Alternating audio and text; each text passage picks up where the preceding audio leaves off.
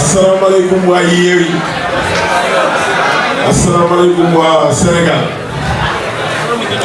ñu ngi nuyu ñi fi teew ñëpp di nuyu les nouveaux maires élus yi nga xamante ni ñoo nekk sama wet di beral nuyoo bu baax suñu doyen suñu nijaay suñu papa muy le doyen Mamadou Mboup di rafetlu bu baax taxawaayam ak encadrement ak expérience bi nga xamante ni moom la ànd ak ñun tout au long de cette campagne électorale je crois que bu docteur Djidé waxee ba pare pour ma wax leneen dafay daal di compliqué parce que je crois que la spécificité de cette coalition mooy ça, elle nous a permis pendant presque 3 mois de fraterniser. Am na ñoo xam ne xamoon naa leen fii ci coalition bi je connaissais Birame même si c'était de loin Babacar je le connais depuis plus de 20 ans le professeur Mboup moom moo ñu jàngal xamoon naa ko Moustapha suma grand frère la xam naa ko mais la coalition m'a permis de connaître une personne assez spéciale muy le docteur Mamadou Djidé. Non, je le dis souvent et je le répète. Et souvent j'aime à l'écouter parler. Dama koy wax au cours de la campagne man li ma yéenee Djidé mu gagné man yéenewu ma ko sama bopp noonu.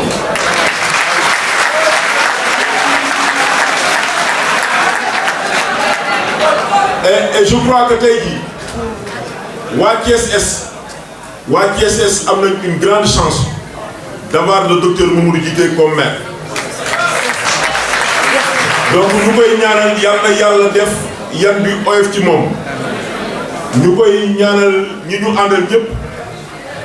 te loolu comme ni mu ko waxee amuñu ci jaaxle c'est vrai que nit ñi kontaan nañ parce que le combat que nous avons mené nous a permis ñu débarrasser d'une gestion gabégique de plus de 20 ans ñi fi nekkoon ñu jëlee leen fi. Donc c'est normal que les gens soient euphoriques, c'est normal que les gens soient contents mais man de contentement bi ak euphorie bi dama ko boole tuuti tiitaange parce que gis nañ Thiessois yi espoir bi nga xamante ni judduwaat na ci ñoom les attentes sont nombreuses mais je sais que comme ni ko docteur Djidé xalaatee nous allons y arriver parce que nous avons travaillé en fédérant nos forces c'est-à-dire que ni ku ñu woon ñun man personnellement di nga def campagne ba campagne bi jeex man la déedéet parce que doyen Mboup a parlé des moyens docteur a parlé des moyens mais c'était tout simplement pour vous dire que comme le dit l'adage ce n'est pas l'argent souvent qui fait le bonheur nous avons travaillé sans beaucoup de moyens mais nous avons travaillé avec conviction avec loyauté mais surtout avec des jeunes des femmes et des vieux très engagés parce que su fekkoon ni jeunes yi wala femmes yi wala mag yi dañuy ànd ak ñun te bu ñu xëyee fu ñu dem bu ñu toogee tuuti daal ni ñu ana añ bi wala ana reer bi ana ndox mi wala ana paas bi bu boobaa ça aurait été une pression énorme sur ñun mais yàlla mi ñu tiim xam na ni surtout boo ànd ak docteur Babacar Diop nga xam ni du lekk du naan moom dama koy wax ma ni Babacar comme ça malaaka du lekk du naan bëggul jël pause boo ànd ak moom boo moytuwul xiif dina la rey mais teewul jeunes yi jigéen ñi amul benn instant bu kenn réclamer dara suñu defee caravane ba ñibbi si sax yow da nga leen di ñeewantal da ngay ruus parce que nga ànd ak ay jeunes dem ba minuit wala souvent ay 1h du matin ñu ñëw ku nekk tasaaroo dem sa kër amul joxe paas amul joxe lekk amul joxe naan loolu engagement rek moo ko mën. Donc cette victoire fay ñu dañoo engagé kenn fay ñu dañoo engagé donc cette victoire c'est la victoire des jeunes. C'est la victoire des jeunes c'est la victoire des femmes et c'est la victoire des plus âgés. Donc soyez rassurés que niñ ko doon defee au cours de la campagne di fraterniser di sympathiser noonu lañ koy continuer di defee depuis bi résultat yi commencé génn ñu ngi jot ay coup de fil ay messages